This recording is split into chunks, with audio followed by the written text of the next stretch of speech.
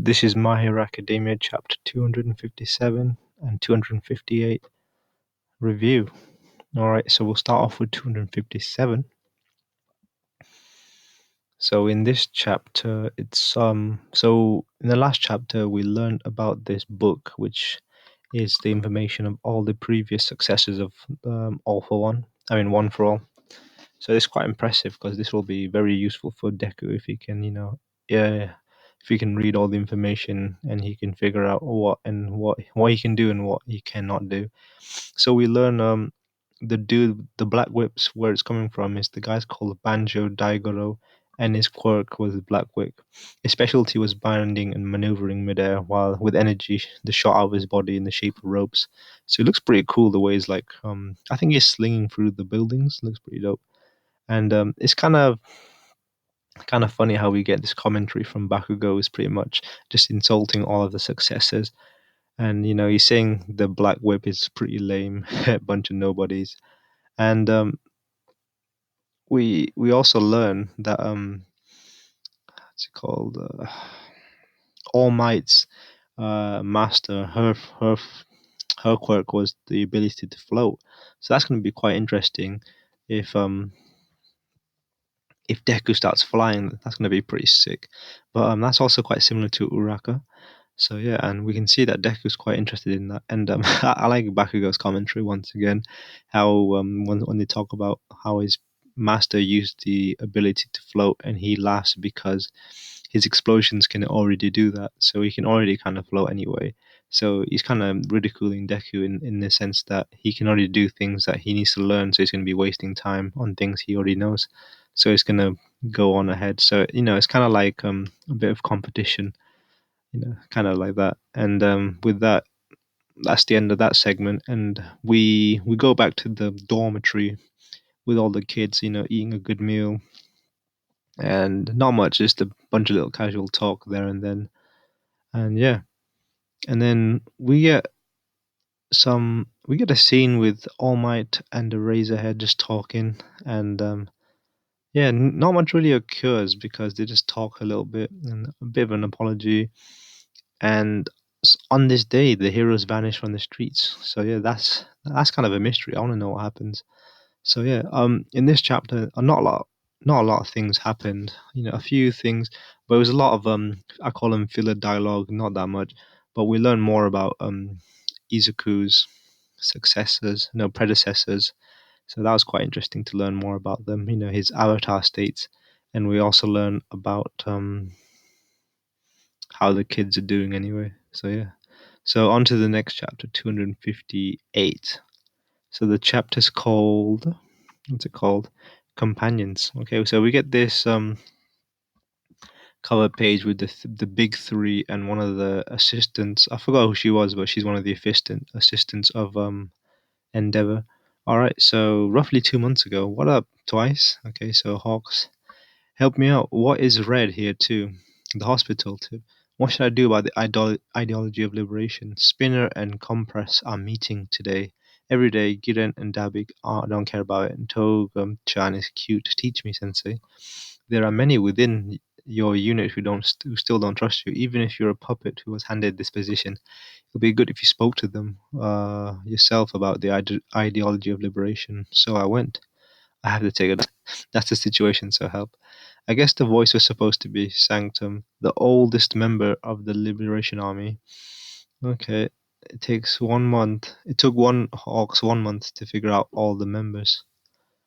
Oh wow, so Hawks has figured out all the members of the Liberation Armies. Okay, support from each one of the three bosses units. Okay, one, two, three. Leaders who will supervise the positions of everyone around the country with the one exception. Okay, the New World Movement Tactical Force Black. The New World Movement Tactical Force Violet. Okay, so we got different regimes. That's gonna be crazy. Okay, so New World. Okay, so we got Carmine. I don't know. Maybe that's a weird typo or translation. Brown. They didn't participate in the advent of Dacre City because they had to take care of their positions, but their skill easily excels that of the heroes. Okay, so we get an introduction to quite a lot of new casts actually, and I'm guessing the number ones are the new bosses, and they look pretty. The designs look pretty nice actually. I like it. Okay, if these guys make the moves first, it's over. Despite such intense surveillance and administrative limits, I was able to figure out all the members without getting caught. Okay, it's a good thing that the commission taught me negotiation skills since I was a kid. What I noticed then was how members have such enmity and resentment for the current system. We'll smash the current society that has trampled over individuals' freedom. Is that good enough? Also, throw in something about allegiance to Destrio. Okay, since it is him and his blood that's united them.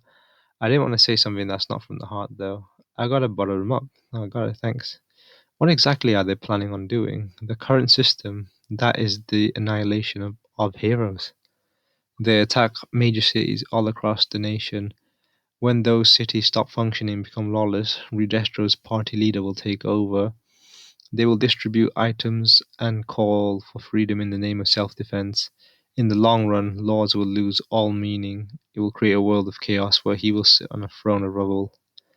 Afro's resurgence. Oh, thanks for explaining it. Who'd have thought you were such a good guy? The pieces are in place. My pleasure. But I have to thank you, Baba Guara Jin.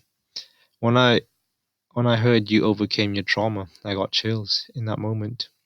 You went from some minor villain to that guy I have to watch out for the most. Oh, what? That's kind of crazy. I wonder why. I came to that realization you are a good hearted person. You're a hero, but you understand the Liberation Army pretty well, huh? How? I empathize with them. The world I had longed for in the past turned to be a cage that made me feel trapped. I want to fly free. I don't belong there. Oh, this is some interesting character development for Twice and Hawks actually, and the development, the relationship is very unexpected. Anyway, this is a weird turn. Anyway, I really wish I could get rid of those bugs on you and take you to see Shigaraki already. You and why can't I meet with him yet? Because he's powering up in the mountains in Kyoto. It takes 4 months. The guy with the long hair, black hair, can probably hear us, but whatever. You're working hard and going the extra mile for our dreams, so I get you. Hey, Hawks. Someone who tries to help their companions can't be a bad guy. You're a very kind hearted person. Hmm.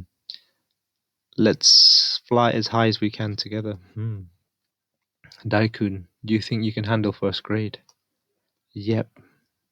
Okay. Wait, why are there all the heroes together? It's gonna spring break ended so fast.